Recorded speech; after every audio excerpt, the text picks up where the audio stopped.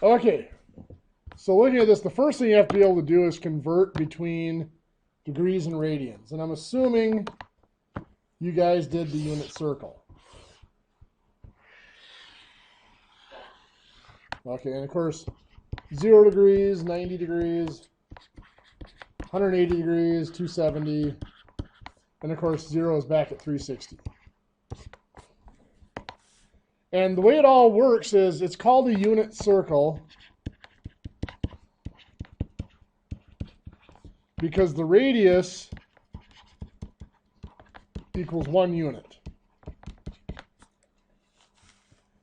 And because of that, of course, if the radius is 1 unit, the circumference of a circle is pi times the diameter, or 2 times pi times the radius, because the diameter is twice the radius. So since this has a radius of 1 unit, its circumference is 2 times pi times 1, or just 2 pi. And so what they've done is they've defined radians to be the length of the arc that an angle cuts on the unit circle. So if we have a 30-degree angle, it cuts an arc length right here on the unit circle. That arc length is found, any arc length on a circle is found by taking the circumference times the angle in degrees over 360. So this arc length, we have a circumference of 2 pi times our angle of 30 over 360. So we can reduce the 30 over 360, and we can reduce the 2. So I'm going to do this. I'm going to put 2 pi over 1. I'm going to reduce the 30 and the 360. Both can divide by 30 to give me 1 and 12. I can reduce the 2 to give me 1 and 6. So now I have pi times 1 is pi. 1 times 6 is 6. So that is pi over 6 radians. Now this conversion works well when we are going from degrees to radians. A simpler way to do this conversion, arc length equals circumference times, I'm going to put degrees here over 360. Simpler way to work this is to divide by the circumference here on both sides. So it cancels out over here. So what we have is the formula arc length over circumference equals our degrees over 360. And if you did the geometry of finding a lot of arc lengths, this is actually a proportion that you may have seen before for finding arc lengths. Well, in what we are doing here, the arc length is the measure in radians. The circumference is always going to be 2 pi. So that equals degrees over 360. So to convert back and forth from radians to degrees, or degrees to radians, either one, that proportion works and does the job. So if I have 2 pi over 3 radians, I'm going to put that right in here for radians, and I can find the degrees. So I've got 2 pi over 3 over 2 pi equals my missing degrees over 360. The only tricky part about this conversion really is the symbol manipulation. When you cross multiply here, you've got 2/3 pi, 2 pi over 3 times 360. So 2 pi over 3 times 360. So I'm going to write this 360 over 1. And then divided by the 2 pi. Well, divided by 2 pi, I'm going to change that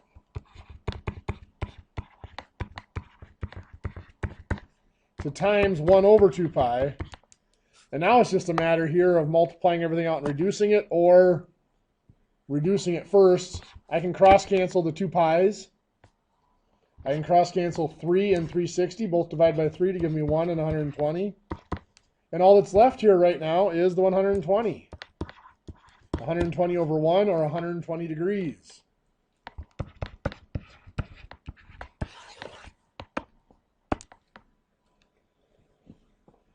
Some people prefer, now that's one of the ways, that's how I like to do it, because I remember that ratio, because I'm a geometric person.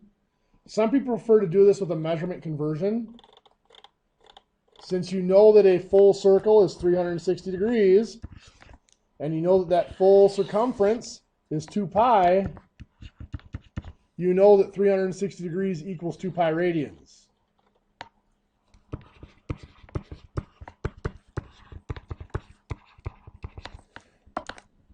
Now, a lot of people reduce that.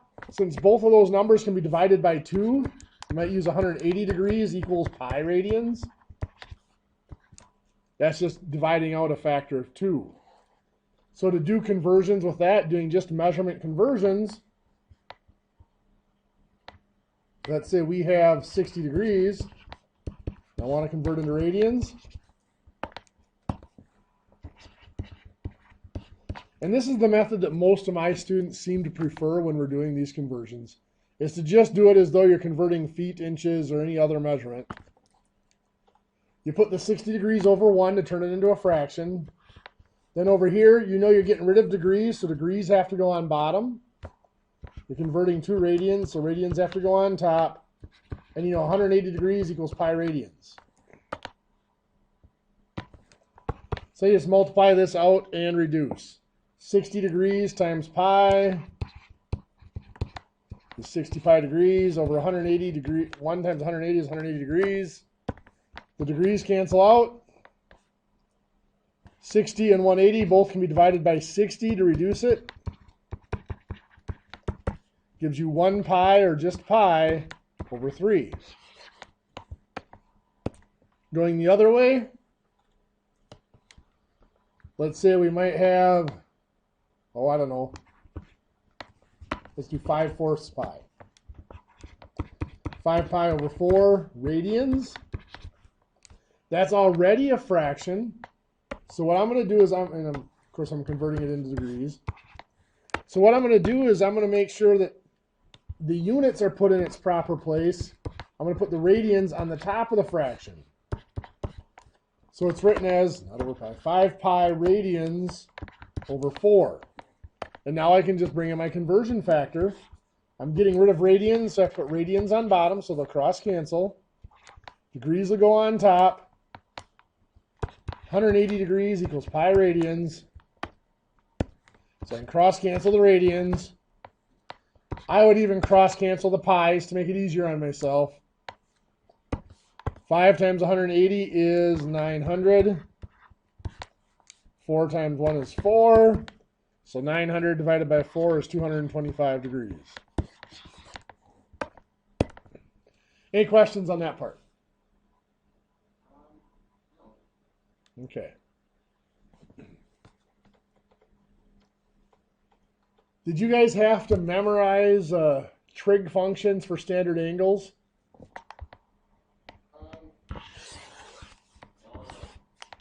Like have to know that. We just kind of know that we were kind of doing that yesterday. Okay. Like 30 degrees. The biggest thing to remember is if you have a right triangle,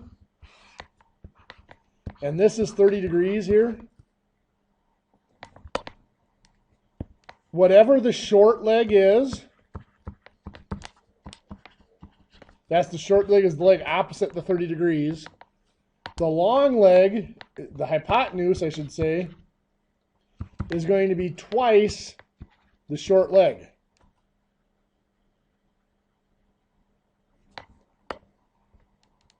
And, you know, they tell you the square root of 3 or whatever for the other one, but you really don't have to memorize that. If you know this relationship, you can put in 1 here and 2 here. And if I want to know this side, we know a squared plus b squared equals c squared, where a and b are the legs and c is the hypotenuse.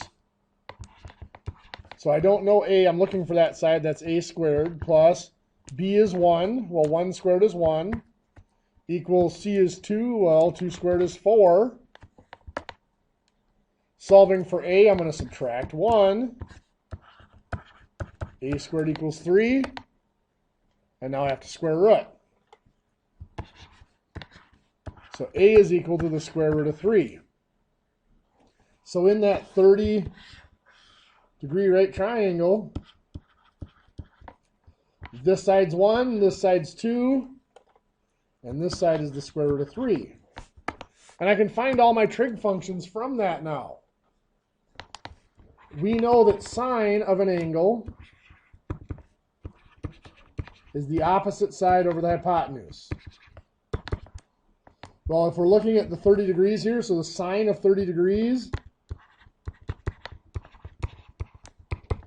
this will be the opposite side, this will be the hypotenuse. Of course, that would make the square root of 3 the adjacent side. So side of 30 is going to be 1 over 2, 1/2, or 0.5. Cosine of 30 degrees, cosine is adjacent over hypotenuse. Well, the adjacent side is the square root of 3 over the hypotenuse of 2. So square root of 3 over 2 is the cosine of 30 degrees.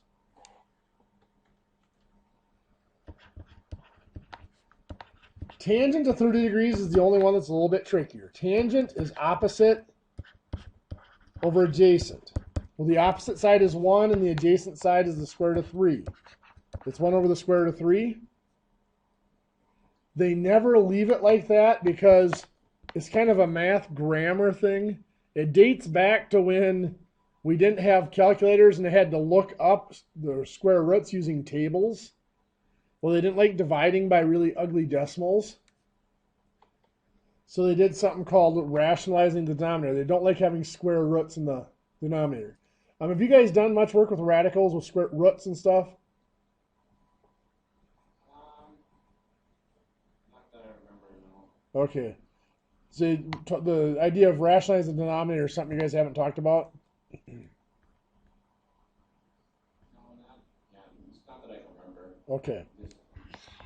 Well, in my book, it's okay to leave it as 1 over the square root of 3, but most textbooks and most pure math teachers don't like that because we've always been taught to do something called rationalize the denominator. In other words, get rid of any square roots in the denominator. And the only way to do that when you have just a square root down there is multiply by the square root. So if I multiply the square root of 3 by the square root of 3, I get 3. Because the square root times itself just gives me what's under the root. And I can multiply a fraction, both the numerator and denominator, by the same number. So 1 times the square root of 3 is just the square root of 3. So generally they'll write the tangent of 30 degrees, rather than 1 over the square root of 3, they'll write it as the square root of 3 over 3.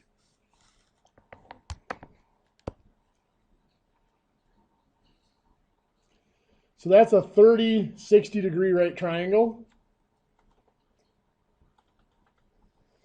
The other side of that is the 60 degree angle, and I'm just rewriting it, put the 60 degrees down here. Of course, if that's 60 degrees, that means this other angle up here is our 30 degree angle again. So this is 1, 2, and the square root of 3. And so you could go ahead and just do all of your trig functions for the 60 degrees. Sine of 60 degrees, sine is opposite over hypotenuse. Is the square root of 3 over 2. Cosine of 60 is adjacent over hypotenuse. That's 1 over 2. And tangent of 60 degrees is opposite over adjacent. That's the square root of 3 over 1. So just the square root of 3.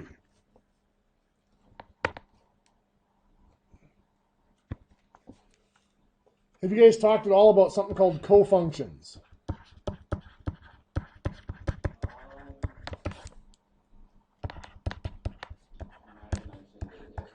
Okay. We just were only a couple days into this. Okay. There's a very, very strong relationship between sine and cosine.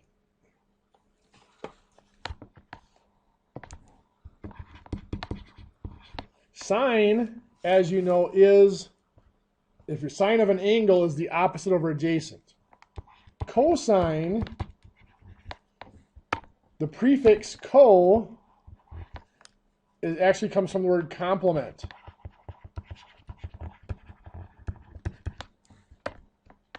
The cosine is actually the sine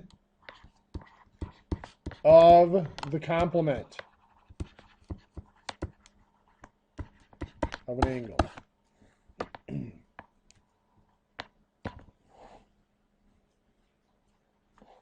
The reason I bring that up, if we look up here at what we saw, we had the sine of 30 degrees is 1/2. 1/2.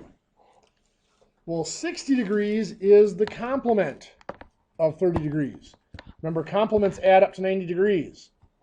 You'll notice the cosine of 60 is equal to the sine of 30.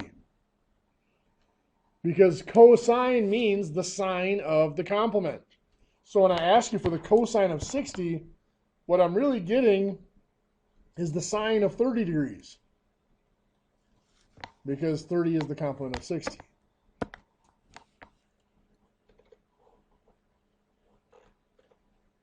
So what that means is, let's say I tell you that the sine of 20 degrees is 0.342.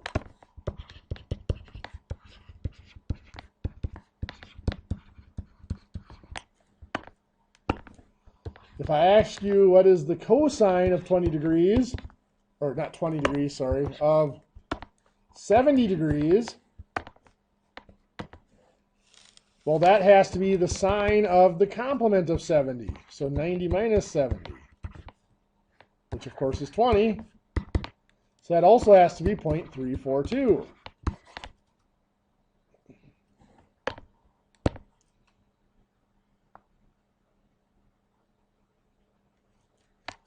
So did you guys go over the unit circle and where the sine, cosine, and tangent came from on the pieces of the unit circle?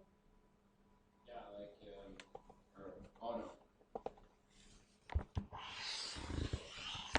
no. Okay, let's take a look at those, maybe give you a little step ahead at what's coming up. There are features of a circle that we're all familiar with, like the radius. That one pretty much everybody knows. A chord is maybe a little bit less familiar, but a chord is just a line segment that connects any 2 points on the circle. And then a special chord, one that contains the center of the circle, is called the diameter. We're used to the diameter being just listed as the distance across the circle. And really that's what it is, but the technical definition of it is a chord that contains the center.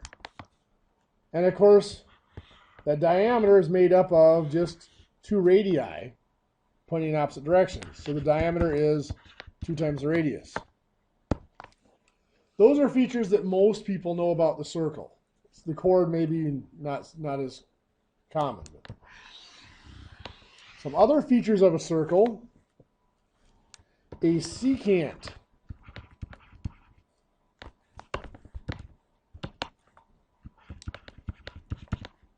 A secant is a line that cuts through the circle. So it actually goes through the edge of the circle. It could go through both edges like this, or it could just be a radius that continues on out through the outer boundary of the circle. A tangent, there's a couple of different definitions for tangent. Most people know a tangent is a line that touches the circle but never enters it. And that is, again, a technically true definition. But a tangent is technically defined to be a line that is perpendicular to the radius at the surface of the circle. So that tangent at the surface of the circle itself, at the boundary of the circle, is perpendicular to the radius to that point on the circle. Forms a right angle. the final feature of a circle that most people are not familiar with, well, there's two of them we're going to talk about. There's something called a reference diameter.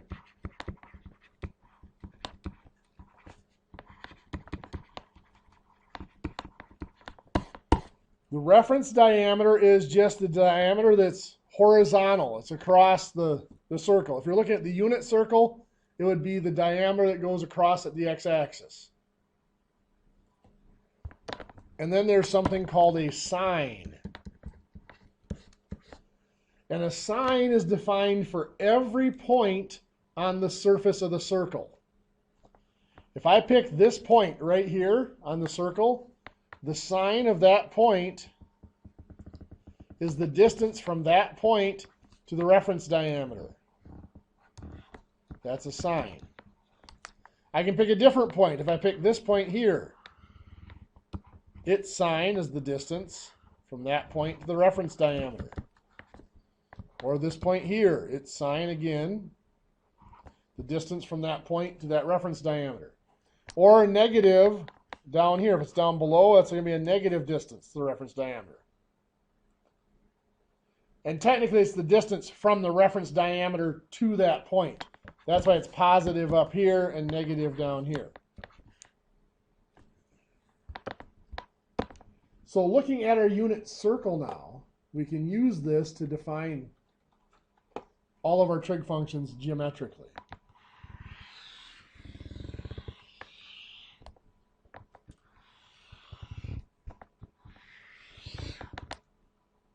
Pretend that goes through the center of my circle.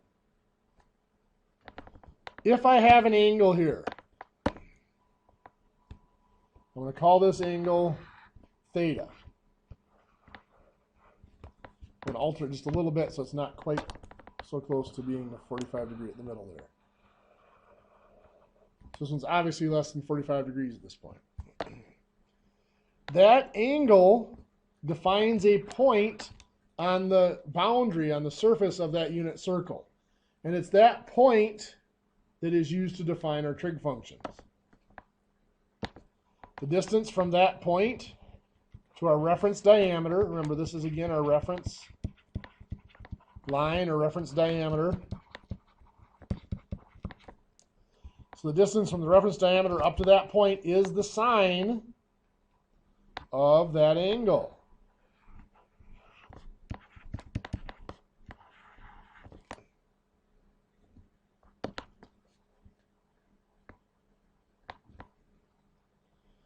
Now that line, if I were to continue it, that radius that defines the angle of theta, or whatever, how many degrees it is, if I extend that out here, I'm going to form a secant. The question is, where do we cut the secant off? Well, when we're talking about trigonometry, we're talking about a tangent being tangent at the reference diameter.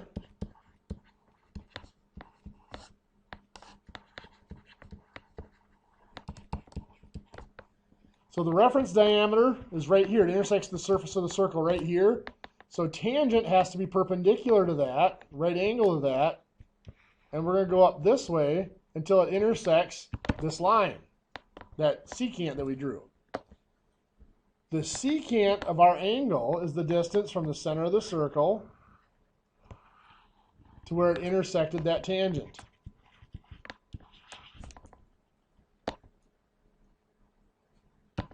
The tangent then is the distance from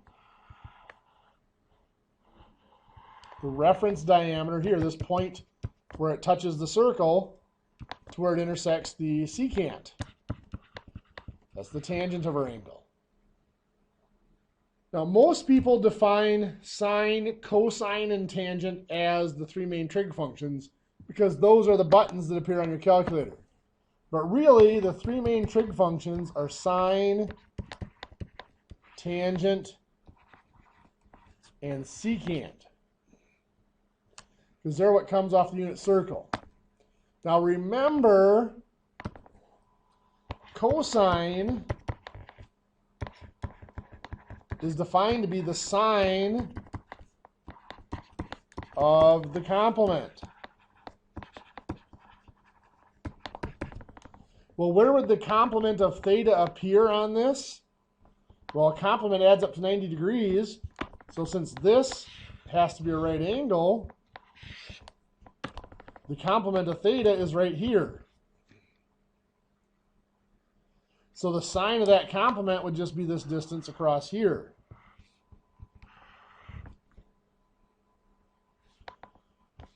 Now, again, since this is all right angles, this distance and this distance here will be the same.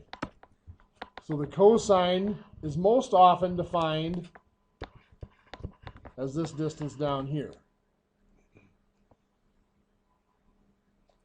The consequence of this, again, the tangent and the secant are not used as much, but you'll know that you can see here that the secant is always longer than the radius. And since the unit circle is defined to have a radius of 1, the secant of any angle is always greater than or equal to 1.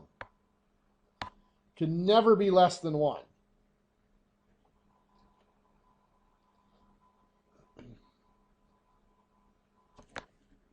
Now I should be careful. It's either greater than or equal to 1 or, because it can go negative, less than or equal to a negative 1.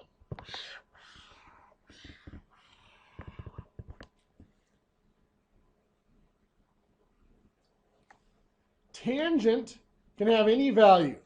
If I'm looking at an angle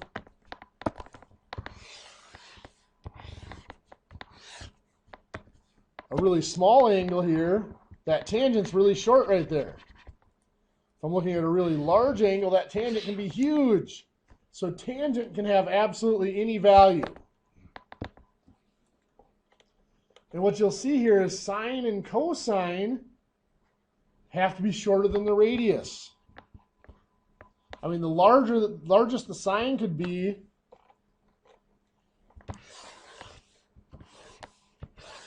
largest that the cosine could be is if the angle were right at 0 here, that cosine could be equal to the radius.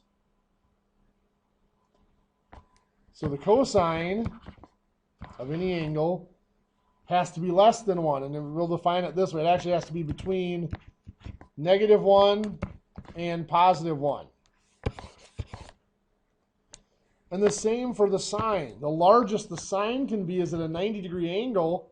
That sine is equal to that radius, which is 1. Of course, it can be negative down here as well. So the sine has to be between -1 and +1.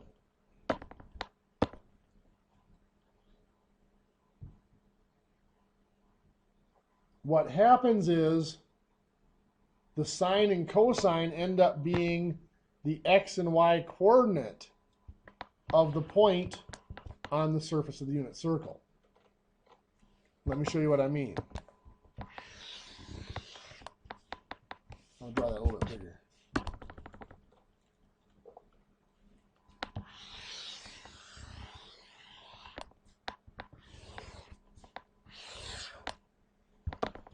So let's say that I have a 30-degree angle here. The sine, again, is this distance.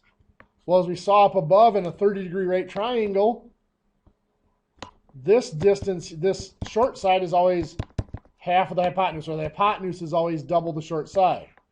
Well, on the unit circle, we know that hypotenuse has to be 1 because the radius of the circle is 1. So this side over here has to be 1/2, or 0.5.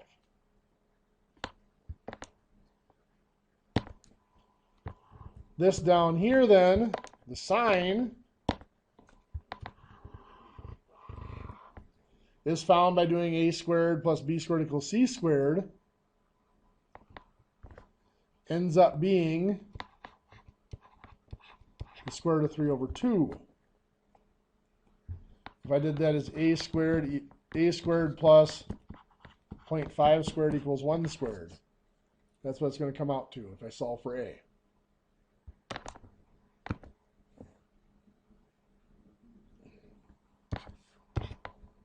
The coordinate of this point its y-coordinate, or x-coordinate, I should say, is the square root of 3 over 2. Its y-coordinate is 0.5. The coordinate of any point on this unit circle, as defined by a central angle, is going to be the x-coordinate will be cosine of theta. The y-coordinate will be sine of theta. That's why when we did vectors, the horizontal value is always the cosine of that reference angle, and the vertical value is always the sine of that reference angle times the magnitude. Okay, now there are a lot of different things I can show you about this unit circle and our trig functions. Have you defined all the trig functions, opposite over adjacent, opposite over hypotenuse, and all those? Let me show you where those come from.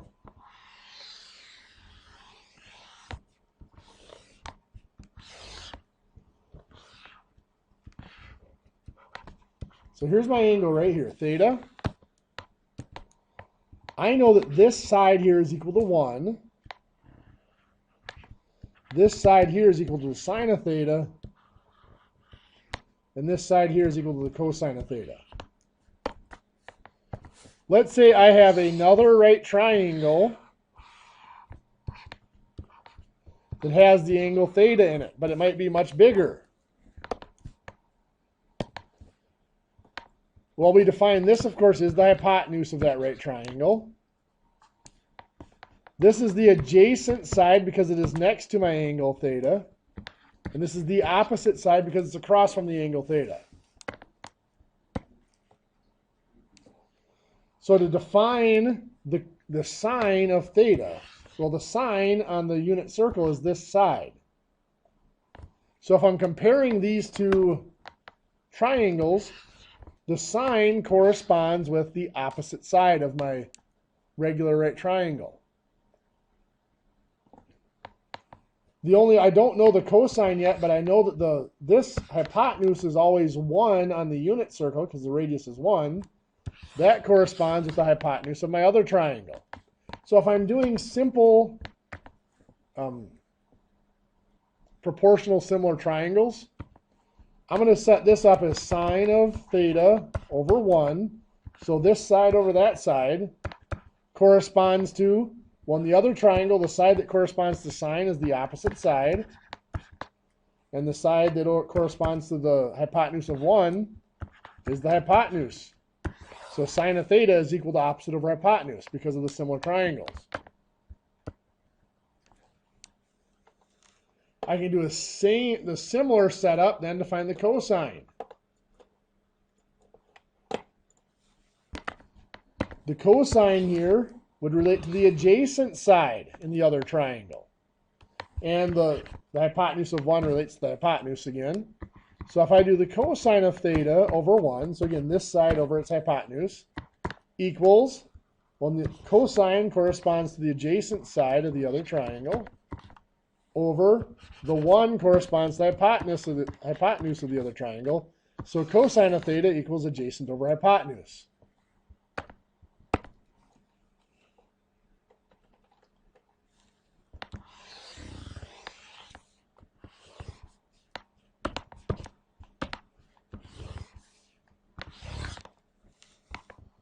If we draw this like this,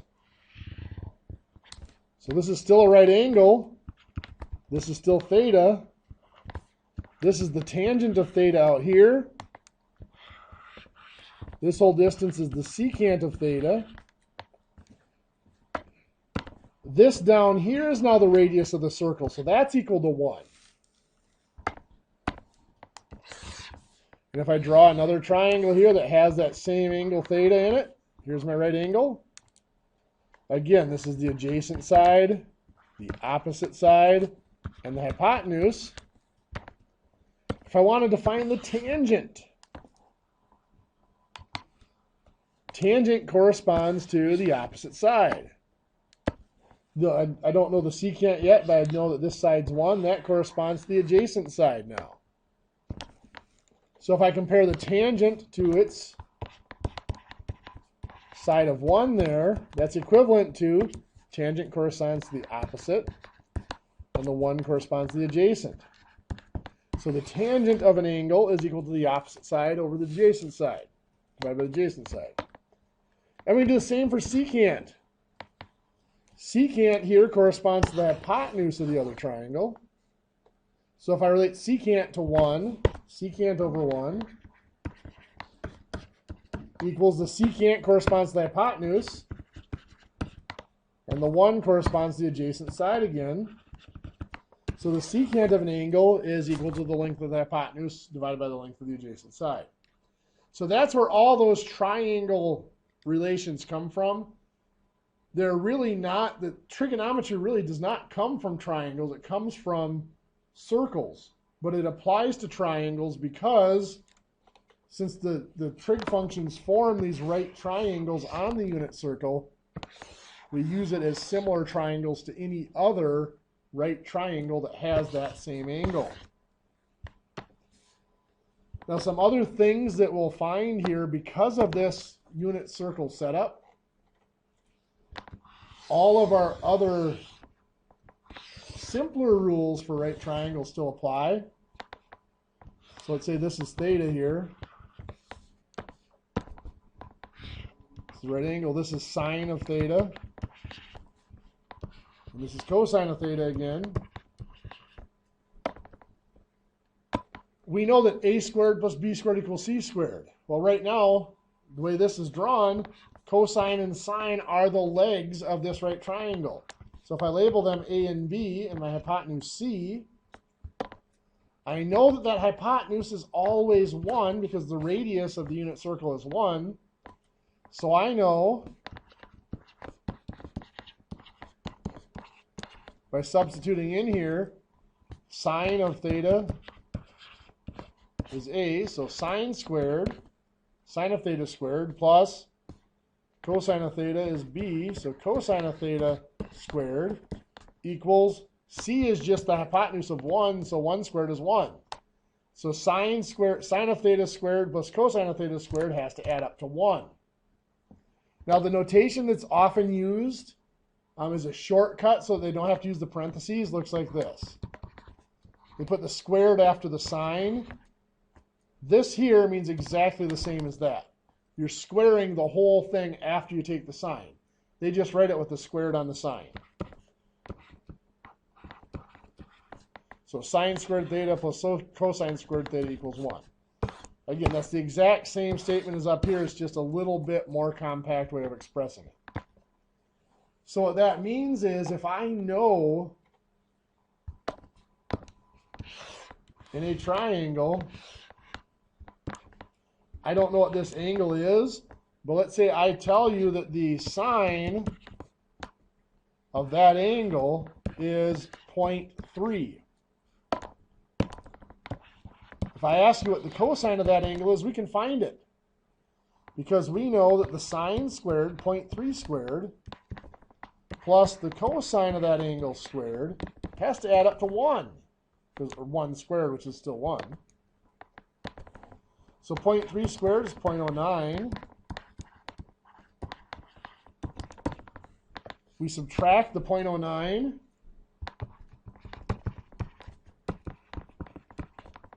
We get the cosine of theta squared, or cosine squared of theta, is 1 minus 0.09, or 0.91. And we square root that. So the square root of cosine squared, of course, is just cosine. The square root of 0.91 is 0.954.